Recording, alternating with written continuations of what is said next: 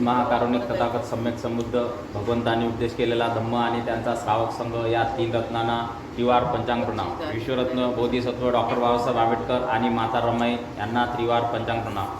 राष्ट्रपिता ज्योतिबा फुले, सावित्रीबाई फुले यांनाही त्रिवार पंचांग प्रणाम.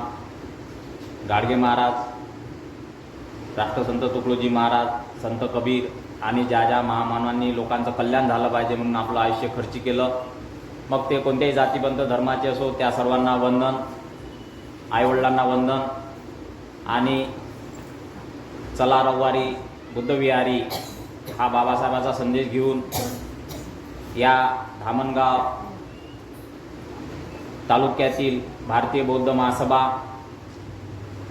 याचे अध्यक्ष आयु आमचे कल्याण मित्र आयु विजयरावजी लोखंडे, सोबतच त्यांची सर्व कार्यकारिणी, केंद्र शिक्षक, केंद्र शिक्षिका, शहरातील पदाधिकारी, खेड्यातील पदाधिकारी आणि या ठिकाणी उपस्थित असलेले या आंबेडकर नगरामध्ये मधील धम्मोदय विहारामध्ये सर्व बौद्ध उपासक उपासिका आणि नगरातील सर्व बौद्ध उपासक उपासिका या सर्वांना मैत्रीपूर्ण जय भीम.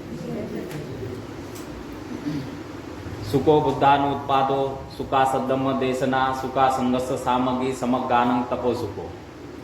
सुखदाय भगवान बुद्धाचा धम्म, सुखदाय भगवान बुद्धाचे उत्पन्न होणे म्हणजे जन्म घेणे, सुखदाय भगवंताची देशना ऐकणे, सुखदाय संघ आणि संघाची एकता आणि सुखदाय सामूहिक केलेलं तप.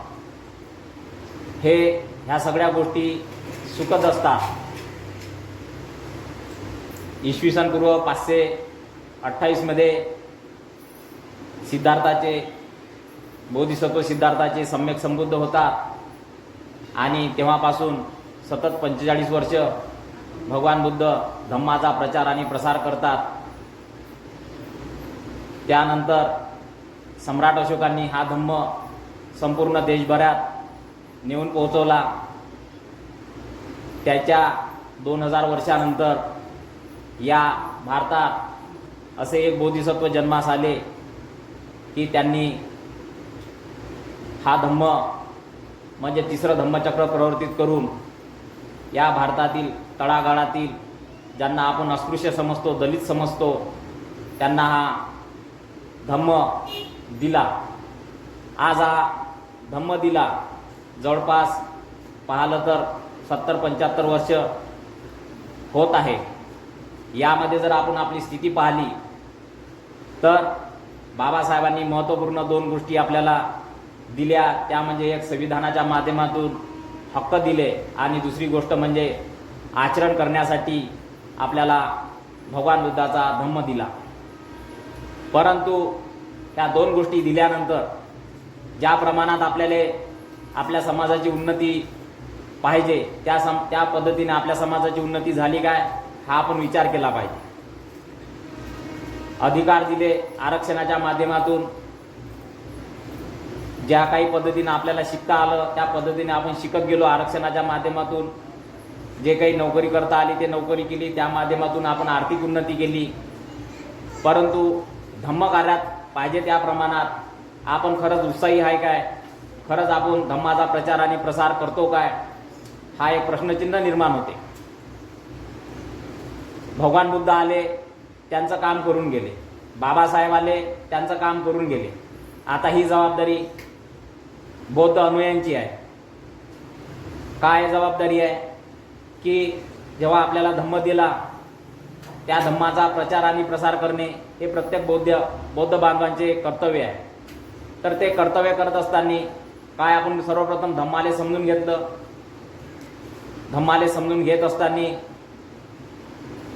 आणि धम्माचा प्रचार करत असताना धम्म समजला नाही तर तो प्रचार आणि प्रसार होईल कसा. बाबासाहेब म्हणतात की मला राजकारणापेक्षा धम्माची अधिक गोडी आहे. मी जे काही तुमच्यासाठी करू शकलो ते केवळ मात्र माझ्या अंगी धार्मिक भावना असल्यामुळे मी ते तुमच्यासाठी करू शकलो. धार्मिक भावना आहे म्हणून बाबासाहेब म्हणतात मी हे करत असताना काय आपल्यामध्ये आपण त्रिशरण पंचशील जेव्हा घेतो तर तेव्हा भगवान बुद्धाप्रती बाबासाहेबाप्रती आपल्याला श्रद्धा पाहिजे आणि श्रद्धेच्या अनुषंगाने आपल्याला ते काम व्हायला पाहिजे. ज्या पद्धतीनं आपल्या समाजामध्ये धार्मिक आपण उच्चांक गाठायला पाहिजे त्या पद्धतीने आपण गाठला नाही. त्याचं एकमेव कारण म्हणजे आपण धार्मिक कार्यामध्ये पाहिजे त्या प्रमाणात जसं इतर कामामध्ये राजकीय कामामध्ये उत्साहाने कार्य करतो तसंच धार्मिक कामामध्ये त्या पद्धतीने आपलं काम होत नाही. आज पाहिलं तर धार्मिक गोष्टीतही आपल्या बौद्ध समाजामध्ये अनेक असे घटक आहे. जसं भारतीय बौद्ध महासभा आहे, अजून इतर काही विपश्यना आहे, इतर काही संघटना आहे. तर त्या सर्व आपापल्या परीने काम करतात. हे जेव्हा काम करत असताना जो काही आपला अनुयायी वर्ग आहे तो अनुयायी वर्ग ठराविकच व्यक्तीचं ठराविकच संघटनेचं ऐकतो, ते ग्रहण करतो आणि एकमेकाप्रती पाहिलं तर समाजामध्ये टीका टिप्पणी होते, दोषारोप केल्या जाते. पण काय हे योग्य आहे? जे जे काम करतात ते काम करत असताना ते त्या ठिकाणी योग्य आहे, ते काम धर्माचंच करत आहे. पण जे काहीच नाही करत, जे काही नाही करत ते मात्र काय करते? टीका करते, टिप्पणी करते. आता हे किती पद्धतीनं टीका चांगली आहे, किती पद्धतीनं टिप्पणी चांगली आहे. जो टीका आणि टिप्पणी करतो त्याच्या मनामध्ये जर मैत्रीच नाही तर तो खरंच धम्माचा अनुयायी होऊ शकतो काय? निश्चितच नाही होऊ शकत. त्यामुळे जे काही करतात त्यांना साधुवाद दिला पाहिजे, जे काही त्या पद्धतीनं. कारण की धम्म हा अथांग असा महासागर आहे. बाबासाहेब म्हणतात की धम्म अथांग महासागर आहे, मी फक्त महासागराच्या काय गुडघ्याभर पाण्यातच आहे. मग आपण बाबासाहेब आपले एवढे महान विद्वान पंडित असताना ते म्हणतात की मी फक्त धम्माच्या महासागरामध्ये गुडघ्याभर पाण्यात आहे. तर आपण तर फक्त काय त्याचा फक्त आस्वाद घेऊन राहिलो, ते फक्त पाहून राहिलो. मग हे पाहत असताना ज्याला धम्माची थोडीशी गोडी नाही, ज्याला थोडासा काही धम्म समजला, तो व्यक्ती जो काही एखादा व्यक्ती एखादी संघटना एखादं कार्य करत असताना ते कार्य करत असताना तो काही जे सांगत असताना या व्यक्तीला काही न समजता तो त्याची टीका आणि टिप्पणी करत राहते.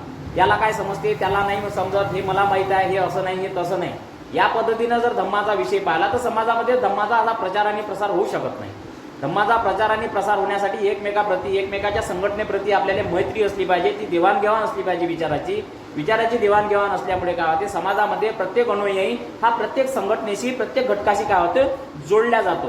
जोडल्या गेल्यामुळे काय होते, एखाद्याला एखाद्या धम्माचं भाग जो आहे तो समजते, एखाद्याला एखाद्या धम्माचा भाग समजतो आणि तो त्या धम्माची काय होते देवाणघेवाण होते. कारण की धम्म हा प्रत्येक व्यक्तीला पाहिजे नसा किंवा प्रत्येक संघटनेला पाहिजे नसा, पाहिजे त्या प्रमाणात समजत नाही. कारण की ती प्रत्येकाची भूमिका काय असते वेगवेगळी असते, प्रत्येकाचा तो स्वभाव असते, प्रत्येकाची ती आकलन करण्याची क्षमता असते.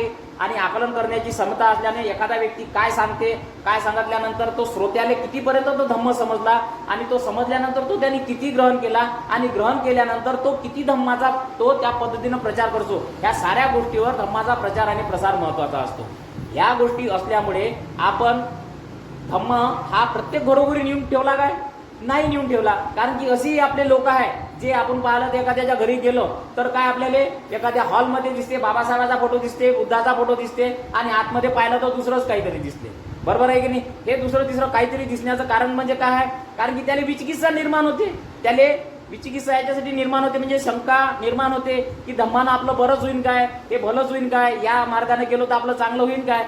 कारण की कसं होते, तो धम्मा येत नाही. दुसरी गोष्ट म्हणजे धम्माचे अनुयायी त्याच्यापर्यंत पोहोचले नाही. या दोन्ही गोष्टी तो तेवढ्याच महत्वाच्या आहे. त्यामुळे आपणही कार्य आहे की आपण तिथपर्यंत पोहोचलो पाहिजे आणि तिथपर्यंत जाऊन प्रत्येकाले हा धम्म समजून सांगण्याचा प्रयत्न केला पाहिजे. कारण की धम्म आपल्याला काय करतो, तारतो, तो आपल्याला सुखा मार्गाने घेऊन जातो आणि सुख मार्गानं नेल्यामुळे आपल्याला तो निर्वाणाचा साक्षात्कार करता येते. परंतु होते कसं, प्रत्येक स्वभाव व्यक्तीचा वेगवेगळा असल्यामुळे तो त्या पद्धतीने ग्रहण करतो आणि त्या पद्धतीने ग्रहण केल्यामुळे त्याला असं वाटते का इथपर्यंतच धम्म काय आहे, मर्यादित आहे, सीमित आहे. परंतु असे न करता आपण जर पाहिलं तर धम्माचा प्रचार आणि प्रसार चांगल्या पद्धतीने होऊ शकते.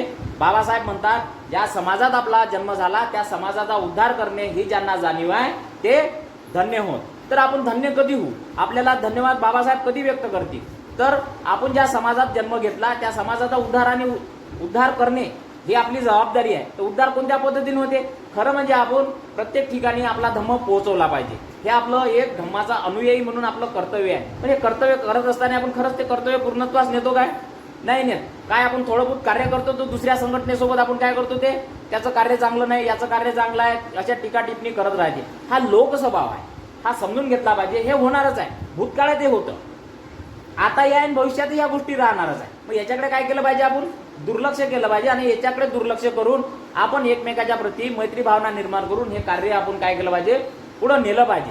हे आजपर्यंत होत नाही. म्हणून आज आपला समाज ज्या पद्धतीनं पाहिजे धम्माच्या बाबतीत प्रगतीवर ज्या प्रमाणात पाहिजे त्या प्रमाणात न होण्याचं कारण हेच आहे की आपण त्या पद्धतीनं करत नाही. मग धम्म आपल्याला जर कार्य करायचं असलं तर एक जातक गोष्ट आहे. बोधिसत्व सिल्केदार नावाची एक गोष्ट सांगतो तुम्हाला. ह्या गोष्टी करत असताना आपण कशा पद्धतीने केल्या पाहिजे. एक पोपटाचा काय होता, कळप होता. एक पोपटाचा कळप होता आणि तो पोपटाचा कळप काय करायचा, त्याचा एक राजा होता, त्याचा मुखिया समजा, पोपटाचा मुखिया. तो काय करायचा, दररोज त्या पोपटाच्या कळपाला शेतामध्ये जंगलामध्ये घेऊन जायचा आणि नेत असताना सकाळी नेलं का चारा पाणी वगैरे सगळं झालं का घरी सोबतच यायचे, असेच जायचे यायचे. एक दिवस जंगलामध्ये जाता जाता चरता त्यांना एक चांगलं असं ज्वारीचं शेत भेटलं. ज्वारीचं शेत भेटलं आणि त्याला चांगले चांगले कंस होते. त्याला चांगले कंस असल्यामुळे यांचं लक्ष गेलं आणि त्यांना असं वाटलं का आता आपल्याला काही दिवसाची खाण्याची व्यवस्था होऊन गेली. म्हणून ते काय करायचे, दररोज त्या ठिकाणी जायचे आणि ते काय करायचे, तिथले ज्वारीचे दाणे चरत जायचे आणि घरी यायचे. त्यामुळे त्या शेतमालकाचं काय होत होतं, नुकसान होत होतं. त्यामुळे त्या शेतमालकाने काय केलं, त्या एक शेतमजूर ठेवला आणि त्याला काय म्हटलं, बाबा रे तू याची काय कर म्हणे, या शेताची काय कर म्हणे, राखण कर म्हणे, याच्या बदलीत मी तुला काहीतरी ज्वारीचे पोते देईन त्या बदलात. मग यालाही शेतमजुराला असं वाटलं का आपण शेताची राखण केल्यामुळे आपल्याला काहीतरी पोते भेटन, म्हणून तो बिचारा दररोज याचा शेत राखण करायचा. पण होऊन कसं झालं, शेत राखण करता करता ह्या जो पोपटाचा कडप यायचा, पोपटाचा कडप आला की हा इकडून हाकलाचा, पोपटाचा कडप दुसऱ्या साईडला जायचा, तिकडे जायचा, तिकडून हाकलाचा, ह्या पोपटाचा कडप दुसऱ्या साईडनं जायचा. म्हणून हा काय झाला, परेशान झाला आणि यानं काय केलं, परेशान होऊन मालकाजवळ आला आणि याला काय सांगितलं, याला भीती निर्माण झाली. सगळ्यात जर पोपटाचा कडपाने ह्या जर ज्वारीचे दाणे खाल्ले तर नुकसान होऊन जाईल आणि शेतमालक आपल्याला बोलल्याशिवाय राहणार नाही. म्हणून तो शेतमालकाजवळ आला आणि त्याने सांगितलं का असा पोपटाचा कडप आहे, तो मला परेशान करतो, तो मी इकडून हाकलला का तिकडे जातो, तिकडून हाकलला का इकडे जातो. मग शेतमालक काय म्हणते, अरे राजा म्हणते झाडं घे, वावरात जाय, एका साईडले टाक आणि त्याला पकड म्हणते. त्यातल्या त्यात काय म्हणते शेतमजूर, एक त्याच्यातला पोपट असा आहे म्हणते की जो स्वतः खाते तर खाते म्हणते, चांगला चोचीत काय म्हणते दाणे भरून जातो म्हणते. काय म्हणते, चोचीत असा दाणे भरून नेतो म्हणते. मग एक काम कर म्हणते, साऱ्याला पकड, त्याला तर पहिले पकड म्हणते, त्याला पहिले पकड म्हणते. त्याला जाळं देते, तो जाते शेतात जाते, दुसऱ्या दिवशी जाळं टाकते. जाळं टाकल्यानंतर तो इकडून तिकडून हाकलण्याचा प्रयत्न करते. ते पोपट निसटण्याचा प्रयत्न करते, पण काय होते, निसटता या पोपटाचा राजा आणि आपलं जे काही बाकी पोपट आहे त्याचं संरक्षण करत असते. त्यामुळे याले असं वाटते की जेव्हा जाळे याले दिसते तेव्हा बाकीचे पोपट पकडल्या जाऊ नये म्हणून तो त्यांना हाकलून म्हणजे तुम्ही जा म्हणते. पण अचानक त्याचा पाय लटकून जाते आणि तो जाड्यात पकडून जाते. तोच राजा पोपट पकडल्या जाते. हा पोपट राजा पकडला जाते. त्यामुळे हा शेतमजूर काय करते, त्या शेत कोणाजवळ आणते, शेत मालकाजवळ त्याला घेऊन येते. आता शेत मालकाजवळ घेऊन येते आणि शेतमजूर काय सांगते, हाच तो पोपट आहे की जो खात होता आणि स्वतः चोचीत काय नेत होता, दाणे घेऊन जात होता. मग शेतमजूर, आता इथं संवाद सुरू होते. आता हा संवाद फार महत्वाचा आहे. संवाद सुरू होते. आता शेतकरी काय म्हणते पोपटाले, का रे म्हणते पोपटा, तू राजा म्हणते मा शेतातलं म्हणते दाणे खात होता म्हणते आणि चोचीतही भरून जात होता म्हणते. काय म्हणते, तुझं म्हणते जसं म्हणते आमचं गोडवून असते म्हणते. जुन्या कास्तकार लोकांचं कसे गोडवून ते घरी आणले का ते काहीतरी असे ते हे करायचे आणि त्याच्यात काय करायचे, बियाणं आणलं का जमून ठेवायचे, साठा करून ठेवायचे वर्षभर पुरवण्यासाठी. आमच्यासारखं काही असं तुझ्या घरी गोडवून आहे का म्हणते, तू घरी घेऊन जातं तर तुझं असं गोडवून असेल तर. तो काय म्हणते, नाही महाराज म्हणते, नाही शेतकरी महाराज म्हणते, माझं असं काही गोडवून नाही आहे. मग म्हणते तू खातं अन चोचीतही भरून जातं म्हणते, याचं कारण काय आहे म्हणते. तो काय म्हणते, त्याला सांगते, मी काय करतो म्हणते, जे चोचीत दाणे नेतो, जे चोचीमध्ये मी दाणे नेतो त्याचं काय करतो म्हणते, मी एक म्हणते काय करतो एक म्हणते मी ऋण फेडतो. काय करतो, एक ऋण फेडतो, दुसरं ऋण देतो आणि तिसरं मी माझ्या जीवनामध्ये पुण्य संचयाचा साठा करतो. मला काही हे तुझी कोळी भाषा समजली नाही म्हणजे कोड्यातली, तू मला काय आहे ते स्पष्टीकरण देऊन सांग म्हणते. काय आहे म्हणे, आता मी झालो म्हणे मोठा, माझे घरी आई वडील आहे म्हणते, आता ते म्हातारे झाले म्हणते, आता त्याला काही उडता येत नाही. जेव्हा मी लहान होतो तेव्हा त्यांनी माझं काय केलं, संगोपन केलं, त्यांनी माझं लहानपणी संगोपन केलं. आता ते म्हातारे झाले तेव्हा आता माझी जबाबदारी आहे त्यांचं संगोपन करण्याची. त्यांना उडता येत नाही म्हणून मी माझ्या चोचीत काय करतो, दाणे घेऊन जातो आणि त्यांना मी दाणे देतो, कारण की त्यांना उडता येत नाही. म्हणजे मी काय करतो, त्यांनी माझं संगोपन केलं त्यामुळे मला त्यांनी ऋण दिलं लहानपणी. आता मी त्यांचं ऋण फेडण्याचं काय करतो, काम करतो. म्हणजे मी काय करतो, एक ऋण करतो, म्हणजे मी आईवडिलाची सेवा करतो. दुसरं काय करतो, आता माझी पत्नी आहे, तिला बाळ झालं, तिला सध्या काही जाता येत नाही इकडे तिकडे, आणि माये लहान पोट्टा आहे नुकताच, त्याला पंख काही फुटले नाही, त्यालाही काही उडता येत नाही, म्हणून मी काय करतो, म्हणजे ऋण देतो, म्हणजे त्याचंही लालन पालन करतो. बायकोलाही देतो, माझ्या लेकरालाही देतो, म्हणजे त्याचं काय करतो, मी लालन पालन करतो. म्हणजे मी त्याला ऋण देऊन राहिलो. काऊन ऋण देऊन राहिलो, कारण की भविष्यात मी म्हातारा होईन आणि मला माहिती त्यानं काय केली पाहिजे, सेवा केली पाहिजे. बरोबर आहे की नाही. म्हणजे एक काय केलं, ऋण फेडलं आई वडिलाच्या माध्यमातून. दुसरं काय केलं, ऋण दिलं, संगोपन केलं बायकोचं पोराचं. आणि मग काय होते, त्याच्या व्यतिरिक्त माझ्याजवळ जे दाणे शिल्लक राहिले, काय म्हणते, त्याच्या व्यतिरिक्त माझ्याजवळ दाणे शिल्लक राहते म्हणते, त्या दाण्याचं काय करतो, माझ्या समाजात माझ्या कळपाच्या समाजात काही अपंग आहे, ज्याचा काही पाय नाही, ज्याला चालता येत नाही, ज्याला बोलता येत नाही, जे पंगू आहे, जे म्हातारे आहे, अशा बिचारांची मी काय करतो म्हणते, सेवा करतो. त्यांना मी दाणे देतो. काय करतो, जे माझे दाणे शिल्लक राहिले त्याला काय करतो, मी ते दाणे देतो. म्हणजे काय करतो, मी त्यांची सेवा करतो. त्या सेवेमुळे मला काय म्हणते, तिसरी गोष्ट काय म्हणते, त्यामुळे मी काय म्हणतो, माझ्या जीवनात पुण्य संचय करतो म्हणते मी. म्हणजे ते दिल्याने मी माझ्या जीवनात काय करतो, पुण्य संचय कमावण्याचा साठा तयार करतो. अशा ह्या 3 गोष्टी त्याला सांगितल्या. ह्या 3 गोष्टी सांगून तो कास्तकार धन्य झाला. अरे म्हणे, हे तर म्हणे माणसानं करायला पाहिजे म्हणते, हे तर तू पोपटाच्या योनीत जन्म घेऊन पोपट करते म्हणते. हा म्हणते आपल्या माणसाच्या समाजाने ह्या गोष्टी शिकल्या पाहिजे म्हणते. काय या गोष्टीपासून आपण शिकलो नाही पाहिजे? हे गोष्ट आपण करतच असतो जीवनामध्ये. सगळेच व्यवसाय करतात, कामधंदे करतात, नोकरी करतात, पण आज आपल्या समाजामध्ये आपण हे सगळं काही काम करत असताना, अरे समाजात संगोपन करतो, आईवडिलाची सेवा करत असेल किंवा पत्नीचा मुलाचा सांभाळ करत असेल, त्याच्या व्यतिरिक्त आपण ह्या समाजामध्ये हे कार्य केलं पाहिजे. बाबासाहेबांना हीच अपेक्षा होती. समाजामध्ये प्रत्येक या गोष्टीचं जर आपण अंगीकरण केलं तर मला सांगा, प्रत्येक आपल्या घटकामध्ये आपण घराघरामध्ये हा आपण धम्म पोहोचू शकतो. आणि धम्म पोहोचून त्यांना, त्या अनुयायांना त्यांना पण आपण काय करतो, धम्माचे अनुयायी पण करू शकतो. कारण की कसं आहे, कोणी ना कोणी आपल्याला कल्याण मित्र भेटलं, त्यामुळे आपण इथपर्यंत आलो आणि धम्मदेशना ऐकून राहिलो. अरे आपण कोणाचे तरी कल्याण मित्र झालं पाहिजे, तर नुसती टीका आणि टिप्पणीच केली पाहिजे. टीका टिप्पणी हे संभाषणामध्ये, बोलण्या भालण्यात हे काही आपलं योग्य नाही. कारण की ह्या गोष्टी आपल्या हातून कधी ना कधी भूतकाळात झाल्या असेल आणि आजही आपण करत असून तर आपण अज्ञानी आहे. आपण हे अज्ञान पण कधी दूर सारू. काय बाबासाहेबांचा संदेश आपण फक्त बाबासाहेब वाचतो आणि प्रत्यक्षात अंगीकार कुठं करतो, समाजामध्ये अंगीकार करत असताना नुसतं काय करत असतो, तर्कवितर्क लावतो. तर्कवितर्क एवढा लावतो की बाबासाहेबांना आपल्याला हुशार करून ठेवलं म्हणून आपण बाबासाहेबांच्याच पुस्तकावर, बुद्ध आणि त्याच्या धम्मावरच तर्कवितर्क करतो. अरे ज्यानं आपल्याला धम्म आणि बुद्ध आणि त्याचा धम्म दिला, ज्यानं सांगितलं की तुमच्या बुद्धीला पटलं पाहिजे, तुमच्या तर्काला पटलं पाहिजे, त्याचं त्या पद्धतीनं तुम्ही तसं लावलं पाहिजे. आणि कोणाच्या पुस्तकावर, बुद्ध आणि त्याच्या धम्मावरच, ज्यानं सांगितलं त्याच पुस्तकावर करतो आपण. म्हणजे ह्या गोष्टीचा आपण विचार करत नाही. ज्यानं आपल्याला हुशार केलं त्याच्याच लेखन आणि वाचनावर आपण तर्कवितर्क लावतो. म्हणजे एवढे आपण हुशार झालो. कुठं तर्क लावला पाहिजे, कुठं वितर्क लावला पाहिजे, आपली बुद्धी किती, कोणाची बुद्धी किती, ह्या गोष्टी जर आपण आपल्या समजून घेतल्या तर आपण आपलं जेवढं क्षमता आहे त्या पद्धतीनं आचरण केलं, त्या पद्धतीनं बोललो, त्या पद्धतीनं जर वागलो, त्याचंही मोठं महान आपल्याला पुण्य भेटते. या गोष्टी जर आपण सतत आपल्या जीवनामध्ये केल्या तर ज्या पद्धतीनं काम करत राहतो त्या पद्धतीनं त्या व्यक्तीला तेवढं पुण्य आपल्याला भेटत राहते. पण तसं न करता आपण काय करतो, आपल्या जीवनामध्ये विनाकारणच्या गोष्टी करत राहतो आणि धम्म कार्याला काय करतो, अडथळा निर्माण करत राहतो. ह्या अडथळा आपण करू नये. जे ज्या पद्धतीनं करता येईल ते त्या पद्धतीने त्याला ते करू द्यायचं. शेवटी हे धम्मच सांगते.